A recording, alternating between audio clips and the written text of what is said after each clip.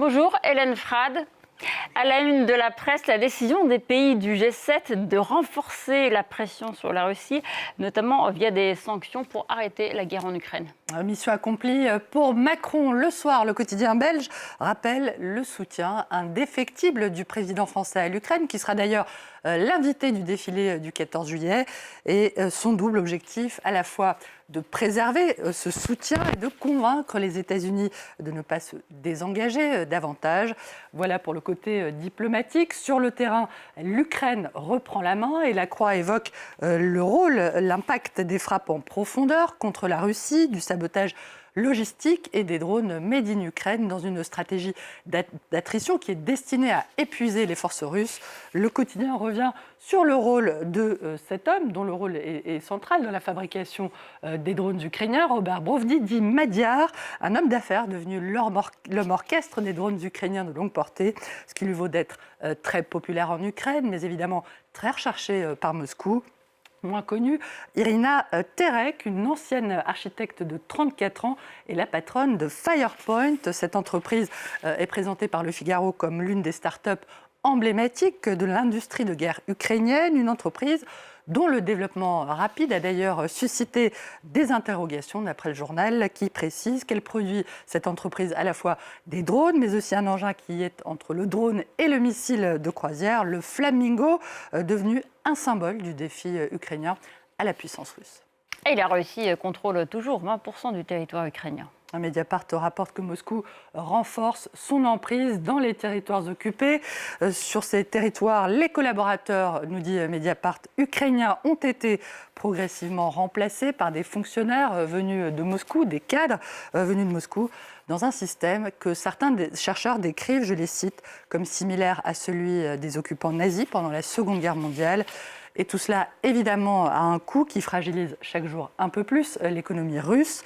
Le Wall Street Journal évoque une crise profonde qui pourrait s'aggraver si Washington parvient à maintenir, voire à intensifier la pression économique, ce qui pourrait obliger Poutine à choisir entre l'effondrement économique et une paix négociée. D'après la Republika, le Kremlin, d'ailleurs, s'apprêterait à accueillir prochainement les émissaires américains Jared Kushner et Steve Witkoff pour ce qui serait leur première rencontre depuis le mois de janvier avec Poutine. Celui-ci a d'ailleurs signé par ailleurs un décret fixant au 20 septembre prochain la date des législatives. Ce seront les premières élections depuis le début de la guerre en Ukraine. Elles auront probablement valeur de test pour le parti Russie Unie, qui est le parti présidentiel.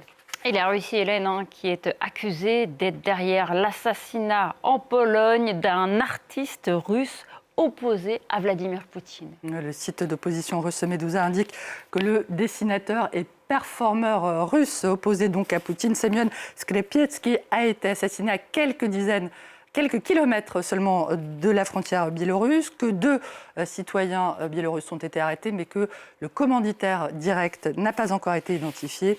Quiconque se souvient du sort de Sergueï Skripal, du destin d'Alexandre Litvinenko ou encore de l'incendie contre le centre commercial polonais Marie-Wilska devrait savoir que la Russie, notre ennemi, est déjà parmi nous. Rzeczpospolita dénonce des actions hybrides constituant, selon lui, je cite, un outil à la limite du sabotage et de la guerre. Et on part très loin de la Russie, il y a plus de 7500 kilomètres. À New York, l'enquête du New York Times sur la mort de Jeffrey Epstein. Ouais, s'il ne répondra sans doute pas totalement et définitivement aux questions de celles et ceux qui s'interrogent toujours sur les circonstances exactes de la mort du pédocriminel, le travail extrêmement minutieux du quotidien new-yorkais est le plus complet réalisé à ce jour.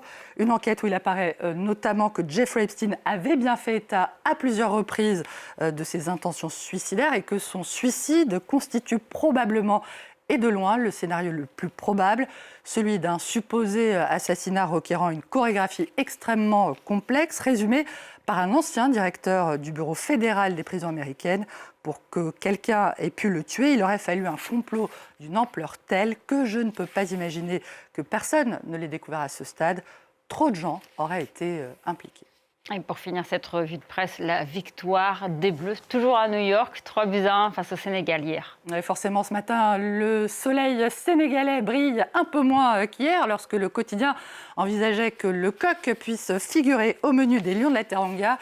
Le journal, un bon joueur qui reconnaît toutefois que les Sénégalais ont bien été obligés de s'incliner face à la puissance offensive des Bleus, du moins en seconde période.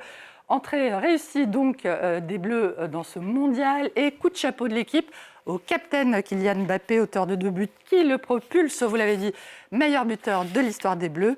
Les Bleus ont réussi leur examen d'entrée. Eux sont en train de passer celui de fin de terminale. Les bacheliers, candidats au baccalauréat, transition diabolique, n'est-ce pas? Le Figaro revient sur la drôle d'aventure des candidats au bac d'Évian, d'Évian-les-Bains, obligés pour cause de G7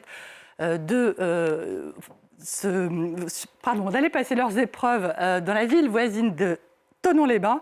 Les futurs bacheliers ont bénéficié pour l'occasion d'une escorte, ils ont voyagé en bus, affrété spécialement d'abord, et d'une escorte spéciale de la police nationale, s'il vous plaît, pour aborder évidemment l'examen de façon la plus sereine possible. Et je vous propose de regarder ça.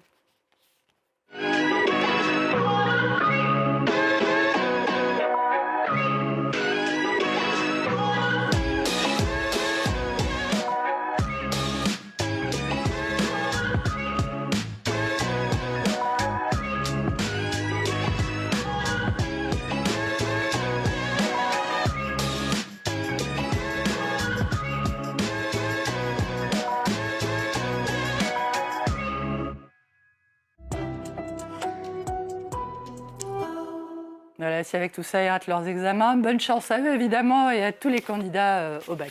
En tout cas,